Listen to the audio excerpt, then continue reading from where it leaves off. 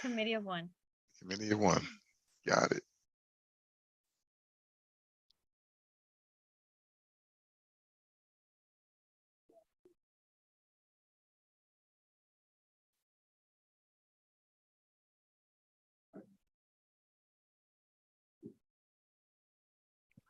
Well, these audit committees feel so official.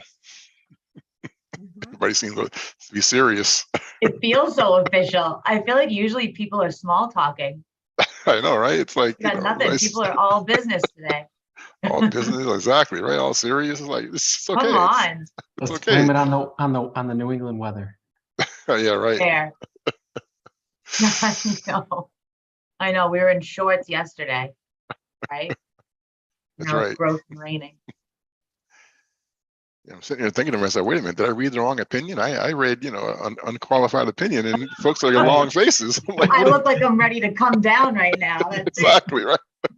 You're my last college. You guys are the end of my season. So Oh, so you're relieved. I am. Yes. Oh man, it was a long one. It was a tough one on everyone, I think. But every year, you know what it is? It's like every year you say, there's no way it could be worse than this. And then by 10-15 the following year, you're like, what the heck just happened? How could it have gotten worse? And it did so. I think, Lisa, this year it's called Gatsby 87. Oh, I'm like so sick of hearing the word leases. I want to change my name. Like, forget about it. It's so close to my name. I'm done. That is funny. Did you have to deal with it at all, Mac, at all in like your career life, or is it No. no? Okay. No, I mean, back when I was in public accounting, I mean, just a little, but Yeah. it wasn't a thorn in my, it was the pension audits that were more the thorn in my sides, as I think Right, about, okay. but Yeah. same type of thing, right? It's always like, Yeah, I can't right. get worse next year, but I mean, I don't know. Yeah, an audit's an audit when it comes down to it, right. But you have mergers and different combinations and reorgs and all of that, throws monkey wrenches and everything, and For sure. how do you bring two plans together? And it's, I know Oh, I God. hear exactly what you're saying. Yeah. Well, and it's so funny too, because like we were looking at financial statements, say like 10 years ago of these community colleges, right? And the financial statements of 10 years ago were so simple. And now it's so much more requirement, so many more things, T's crossed and I's dotted, that I'm actually kind of surprised the state hasn't extended the deadlines through, I don't know what the date would be, but they're just so much more work than they used to be. So I'm surprised they wouldn't, extend it as it goes, as more work comes on, be a little bit generous. But we are talking about the state of Massachusetts. So. Exactly. Well, I guess with that, nice tee off is 4:00. So I guess since it's a committee of one, I get a half. Maybe Mary Kate will put you in at a half. I guess. Half. I want Yes. three, Mac. I want 3/4 at least. Okay, 3/4. All right. Okay, very good. Awesome. We'll call the meeting to order, and then will you please take the roll? Yes, Max Starks I am present. and Mary Kate Murin. Present. Thank you. Awesome. Thank you. Then I guess we can go right into our required communications, financial statements, and highlights for SDCC. Okay, I am going to share my screen now, okay? Hold on. Perfect. Everybody can see it, yes? Yep. Yes. Perfect, okay. All right, Mike's going to start with required communication. All right. Thank you for having us. So as Lisa mentioned, I'm going to kind of walk through the required communication, and then Lisa will highlight a couple items right in the financials themselves. So for those who don't know, Mike Cosgrove, I'm an audit partner with O'Connor and Drew, and we have Lisa, the best audit manager that we have on the case. Oh, man. So, we've gone through this a few times, but just, a reminder. So where Springfield Tech is a component unit or an agency of the Commonwealth, it's a state entity. So because of that, we don't just follow generally accepted auditing standards. We also do government auditing standards. And effectively what that means is we're required to test internal controls in addition to the financial statement audit. So in conjunction with it, we're looking at the internal controls over financial reporting. So basically the first 3 pages that I'm sure Lisa will point out, that's the audit report on the financial statements themselves. And then the last 2 pages of the packet That's the internal control report. That's where we're doing our testing. And if something comes to our attention during that testing, then we modify it. In this case, there was nothing that came to our attention. So it's a standard language report there. And then it's an unmodified opinion on the financial statements themselves, which is what you're looking for. In the past, that term was unqualified. It's now the term is unmodified. It's the same thing. It's a clean opinion. There is an extra page to the audit report, but that's more geography than anything else. We are independent. We can't do the audit if we're not independent, and we don't do any management advisory services. We're not, recommending investments and things like that. That's really outside of our scope. The couple things we do, we help prepare the financial statements as well as the single audit report, and then some of the lease calculations themselves. And that's overseen by the management team, whether it be Andrea, John, Dorothy, somewhere in that realm really is overseeing those services. And leases, this is a big accounting pronouncement. So we've been talking about leases for, I'll say 5 to 10 years. It's got to be somewhere in that range, probably longer.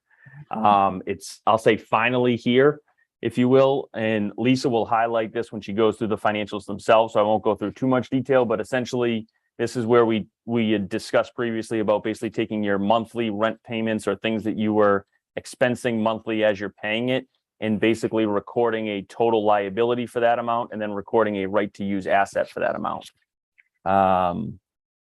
In terms of significant estimates, one thing to keep in mind on this is the net pension and OPEB liabilities. Those really are made at the state level and then driven down to the individual campuses. So while they're estimates buried within the financial statements themselves of Springfield Tech, those are some estimates and assumptions were made really at a higher level, really at the state level in conjunction with their auditors, and then driven down to the individual campuses.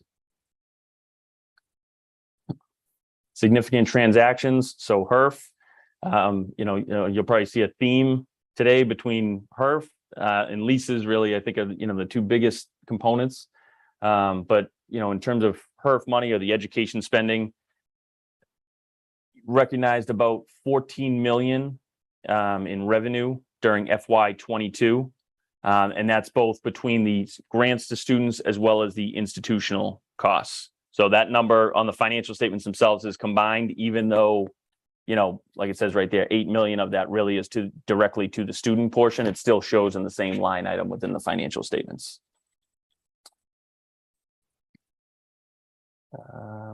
There were no disagreements with management, and I will say, I think Lisa can speak to it too, but I think, between the management team here, I think they really do a phenomenal job. So yes, from an audit perspective, there's no disagreements, but we were in agreement with management, working throughout the course of the audit. Obviously, these audits are time consuming. We're requesting a ton of documents, a ton of information. We have new pronouncements to implement. So now it's, just as much information as last year, plus we're adding on new things to get an understanding for the new pronouncements. So there's, quite a bit of time and effort going into it from management's perspective. And we really do appreciate the timeliness of, everything they gave. And again, I know Lisa will speak to it. And then in terms of working with other auditors, so Karen's on the call here from doing STICAC. And then the only other portion of it, as I mentioned, with the pension and OPEB liabilities at the state level. So those auditors, it used to be KPMG, now it's CLA. They do the state audit, and then that information gets driven down. So we're working with them to make sure we're getting the information.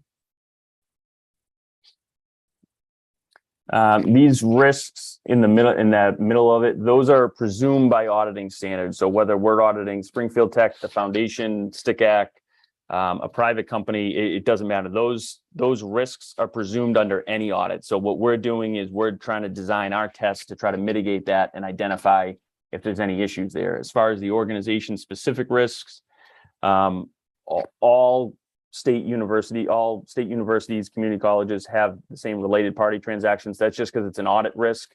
But really the relationship with the foundation, it's not really meant for it, but technically a related party is an audit risk. And then after that, it's really, the enrollment trends that we're seeing across the board really for everybody.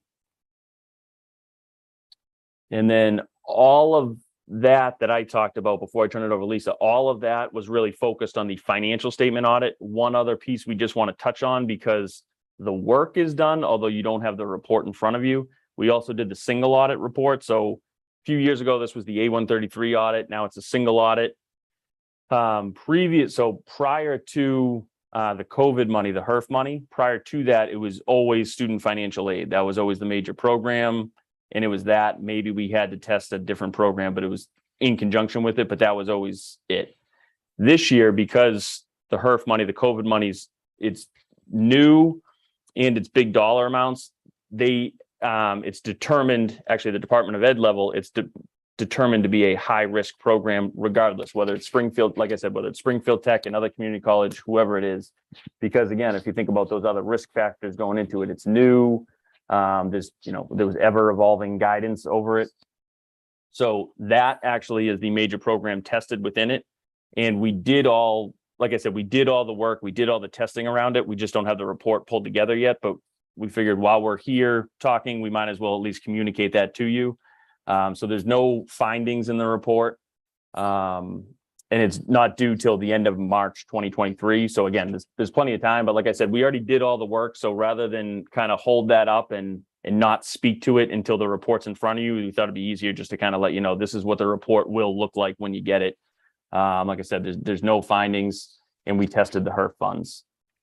And is that why you have NA for current and current findings? Because you just Correct. haven't had the final report?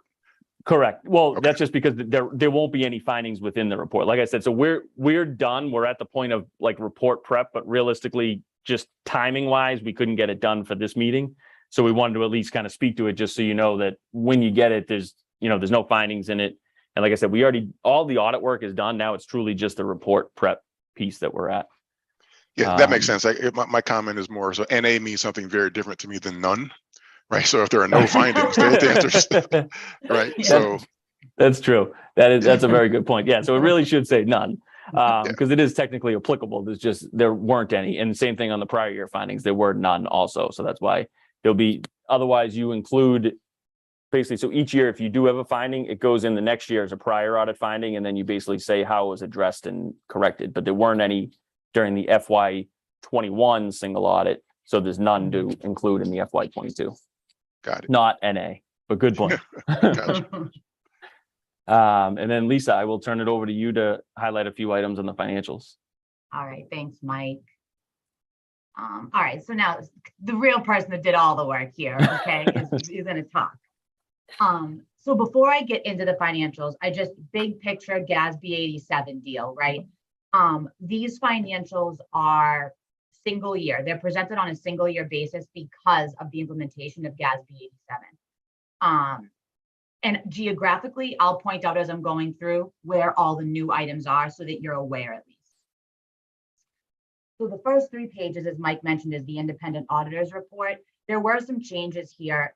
The opinion is now the first paragraph. Before, it used to be actually not come till the second page.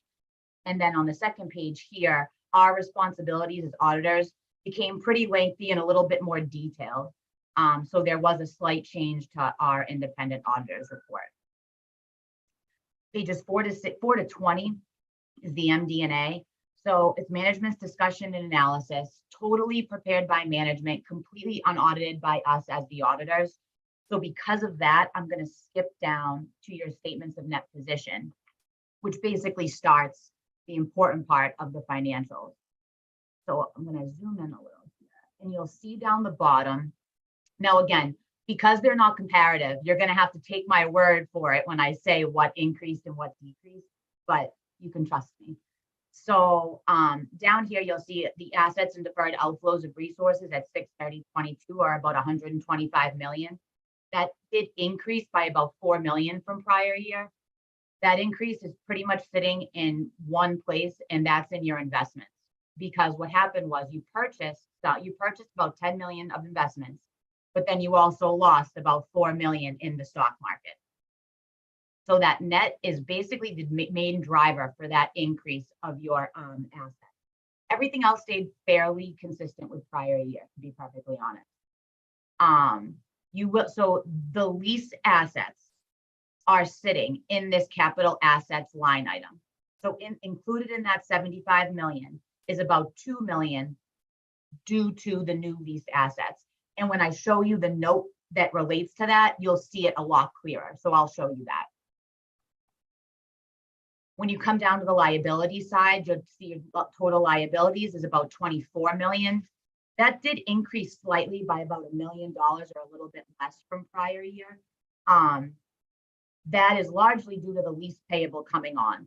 So you'll see up here, your current portion of leases payable is included in your current liabilities, and your non-current liabilities has a leases payable as well. And that's just your long-term that go beyond 12 months. So the leases payable decrease when payments are made on the leases, right? Just like they always used to be, but now it decreases the liability. And on the asset side, that asset is amortized on a straight line basis. So they're not always going to be equal, but they're going to be pretty close. And I'll show you that when we get to the notes as well. You'll note that your net pension and OPEB liability did decrease this year.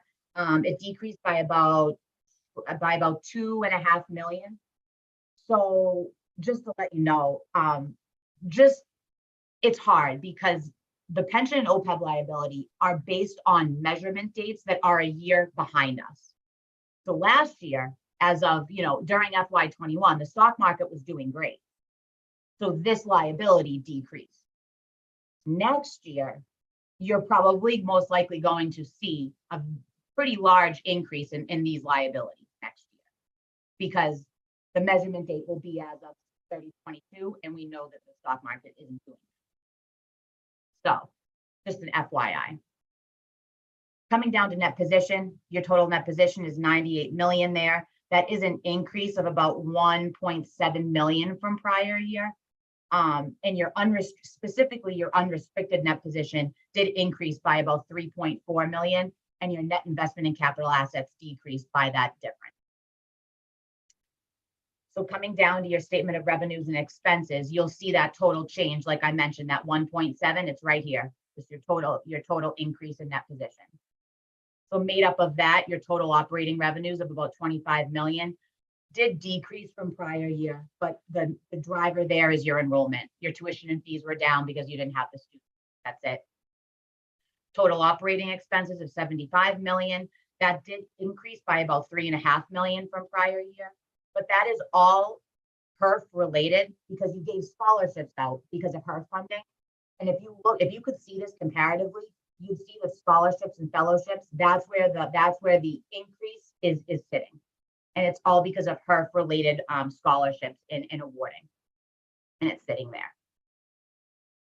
So just like every year, basically, in every other community college, you do have a net operating loss, and that's $50 million this year. But then after all your non-operating revenues, you do come back into the black. And you had state appropriations of 38 million. This federal grants line item here, 14 million, that's all HERF funding. That is strictly HERF funding that you recognize as revenue during FY22. And then you see your investment loss, unfortunately, of about $3 million or so. You come down capital appropriations of 2.5 million, and that all adds up to your total net increase of about 1.7 million. Does anybody have any questions yet so far on anything? Lisa, more of a check. And again, I realize you can't necessarily speak on behalf of the other community colleges, but the fact that we continue to maintain a net positive position, that's still unique, right?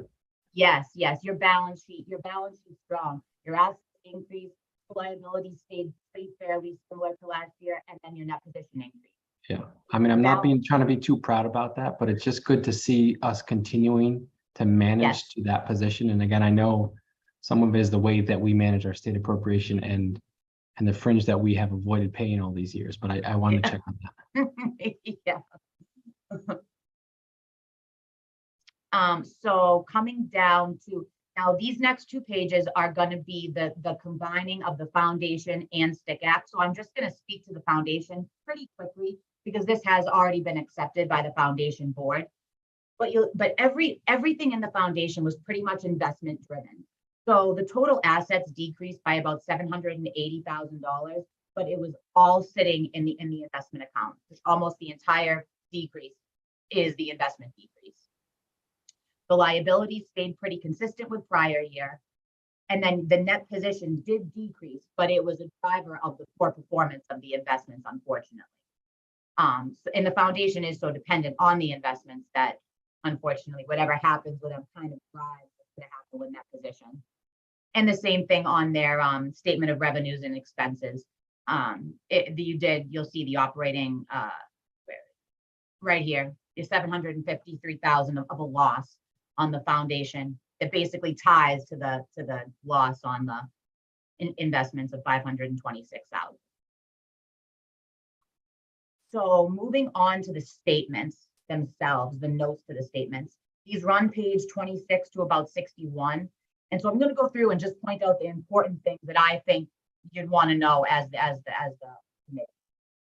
So in note 2, we included this note. It kind of just gives a blurb about GASB 87 and how it was implemented. And you'll note that we brought it on, or the college brought it on at July 1st, 2021. And when we did so, we had an asset of, or you had an asset of 3.1 million and a liability of 3.1 million. And so that's where it started at July 1st, 2021. The next note I want to point out is going to be on page 27. Sorry, I skipped a note. My bad. Hold on. This is what I want to show you, the HERF. So this HERF schedule, as Mike mentioned, you had about $29.6 million of total HERF awarded, total between FY20 and FY22. When you come down to this chart, this backs up what I said before. The 14 million was recognized as revenue in FY22. Well, that was FY22. FY21, you had 10.4 million that you recognized as revenue. And in FY20, you had about $1 million that you recognized as revenue. So all that taken into account, you have about 4.1 million left to spend related to the HERF grants, and you have until 6/30/2023, so this fiscal year, to spend that. You also were awarded an extra $1.5 million about in another type of funding, but it's related to HERF. That didn't happen until after year end, so that'll be added to this as well. So technically, you have about 5 million left to spend. Note 7 is the capital assets bridge. So here is where I wanted to point out that you have this leased building space, right? Your leased equipment here and your leased vehicle. These are all the leases that were brought on for FY22 and included in your capital assets. And then they're being amortized down here on a straight line basis right here. And I'll get into detail about what exactly is included in those leases in 1 minute. So you did have some pretty significant construction in progress additions going on. It's funny, it's across, I have 4 of the community colleges, and across all 4, it was the same work that's being done. It's HVAC work and it's ADA compliance, which is a huge portion of that construction in progress, but it's being done across all the community colleges. So that is a large portion of that increase there. So coming down to long-term liabilities, you'll see here's your lease liability of the 3 million that we brought on. And here is a summary of the lease liability at June 30th, 2022, that ties to the 2.7 million. So this office equipment of computers is made up of about 5 different leases. The copiers is made up of about 3 different leases, I believe. And then a vehicle. And both of these building spaces are with a related party. So they're both with STICAP. And we did make sure that on both sides of it, we are reporting it similarly and over the same amount of months.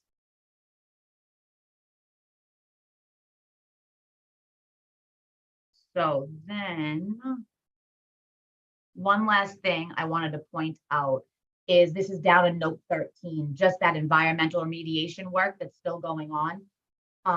There is included in accounts payable about 1.6 million left that's still going to have to be done. That is a decrease from prior year of about $230,000. So work is currently being done on that, but it has already been expensed as well. It was fully expensed last year. So it's just basically sitting on your balance sheet, and as work is being done, it will eat into that liability. And that was all I was going to touch on. The rest of it is a majority is the required supplementary information that is pension OPEB driven, which we basically take from the state audited reports and put into this financial. And then that last 2 pages is that report that Mike was referencing about the internal controls and that we had no significant deficiencies or material weaknesses noted. But I can go back to anything if anybody has any questions or you want clarity or anything. At least from my perspective, I mean, you hit the major outliers, I'll call them, versus the standard boilerplate types of things that have to be in the package. So thank you for that. I guess, I mean, from my perspective, the HERF thing, I'm glad you walked through that, because it's always one of those things where it sounds like on the outset, you got a boatload of money, but how much do you have left, right? So just knowing we got what, $4 million to spend, between now and I think you called it June 30 of 2023. I think is what you said the time frame was. I mean, we got to make sure that we got eyes on that, right? I'm sure we do, but I'm glad you called that out. Right, this whole lease thing, while it's not big dollars, right, it's good to at least you kind of walking through that so we can understand kind of what's happening with that. I was kind of surprised that I mean, that's not a big deal, but as things that kind of struck me, I was kind of surprised that copiers have a 5-year amortization, but I mean, I guess it is what it is. But again, not big dollars, but just something that struck me is interesting. But I guess overall, I mean, I obviously walked through the details, already, and you hit the high points. I don't have any questions over and above that. Okay, thanks, Matt. Mac Yeah, and Mary Kate, I would just offer just a couple comments too. You see again the active management, Mac, that we've talked about on display by our finance team as well. It's great to see how pressure tested our HERF dollars are. This wasn't the first time. The state auditor, I think, has looked at some of this stuff in the past. We've done well, I think. 29 million, Mac, is a lot. About half of that, let's just benchmark that, about half of that we have to push to students directly.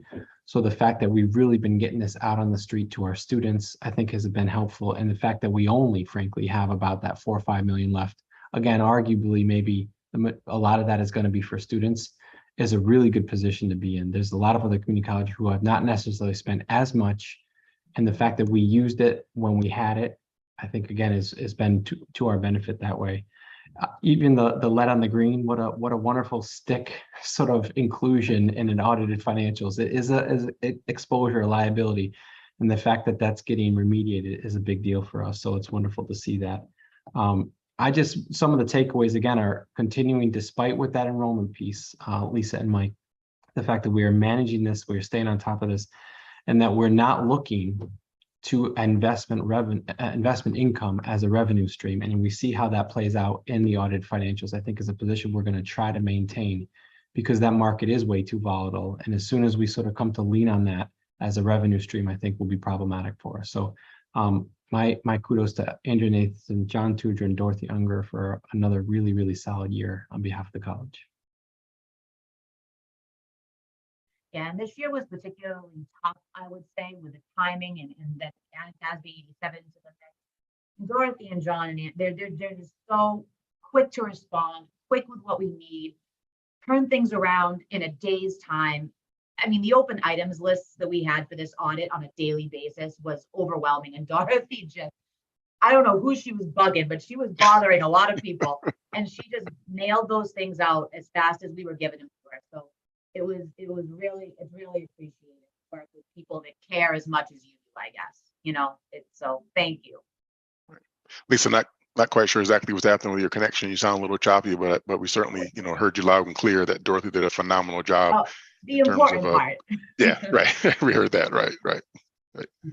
Yeah, so I echo that, man. It's great to hear, right? So we go through all this stuff, and you can't do your jobs effectively without the support of the college staff. So I also, want to say thank you to the staff, Andrea, John, Dorothy, all those that are involved. It takes a village, to pull this stuff together, because there's a lot of questions having sat in your seat in the past. You need good quality information that's timely, right? And there's always going to be follow-up, so you need good quality responses as a follow-up. So hats off to the team, for making you all feel comfortable and willing to use the word phenomenal, as you and Michael both did, as you kind of went through this detail. So thanks to all of you. Okay. Anything else you wanted to review? That was it, right, Mike? Okay. That was it. Okay. Yeah, I think that's all we had. I think.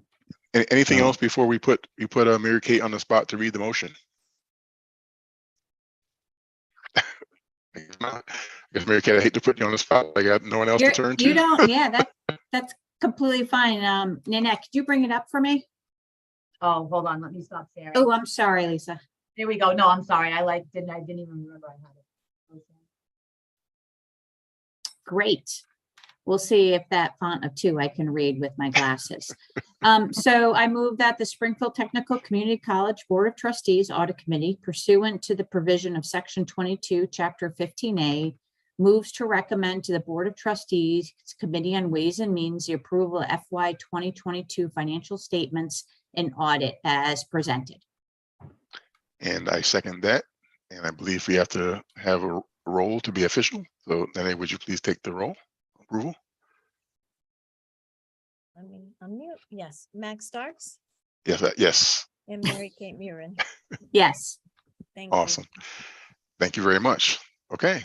Well, there's no other business that I'm aware of, unless someone wants to raise anything. Let me just double check. We do have the auditor for the Assistance Corporation, right, John? Do we need to do anything with their portion of this? We do. Yep, we do have Karen Smith, who's prepared to provide a few updates on how the Assistance Corporation audit and financials turned out. And so she's prepared to give a brief update as well. Okay. Great. Let's walk through that now then. Sure. It's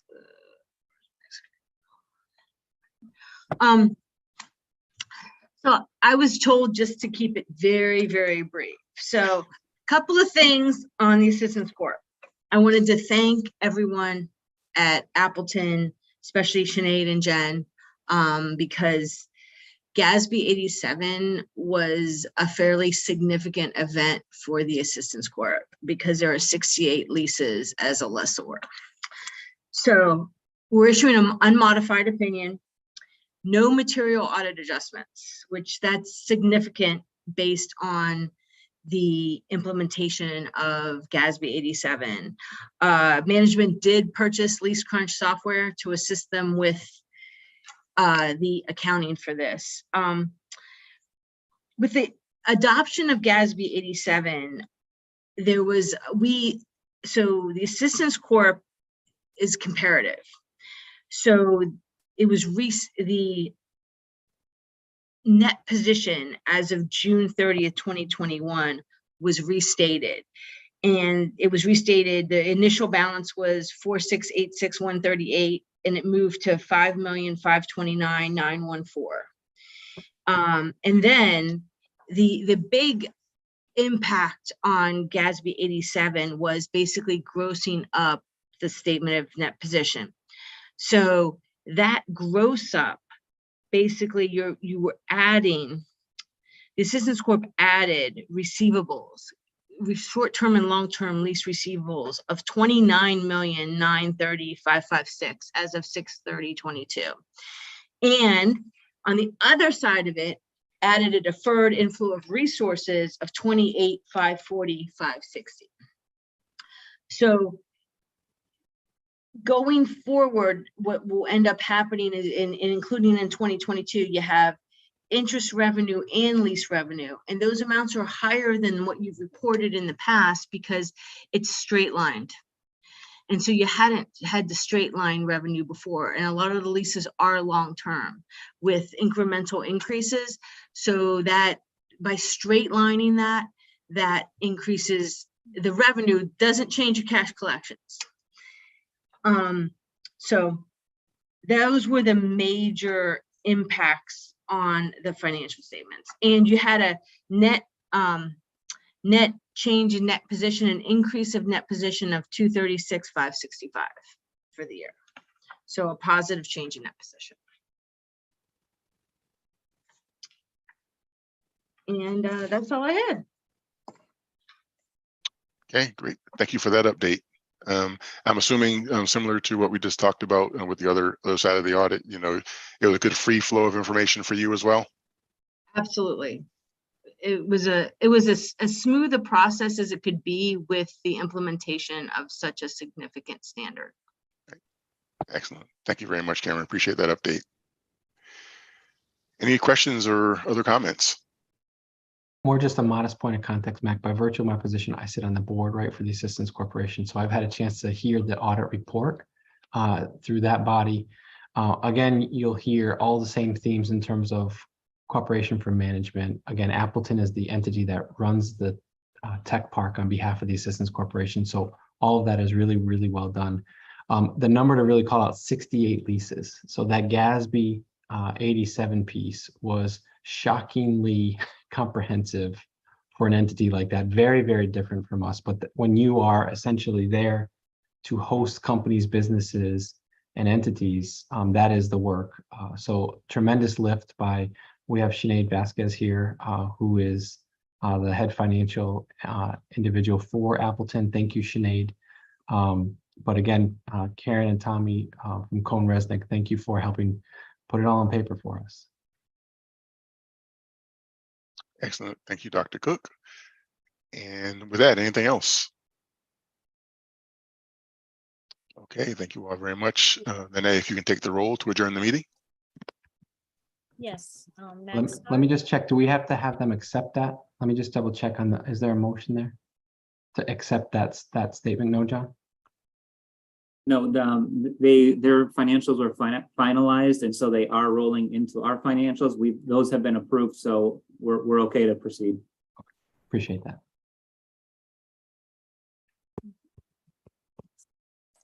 So, Mary Kate Murin Yes. and Max Starks. Yes. Thank you. And thank you all very much. Great. Thanks. Have a great We'll see you evening. soon. Thank you, Great. everybody. See you soon. All All right, thanks. Bye.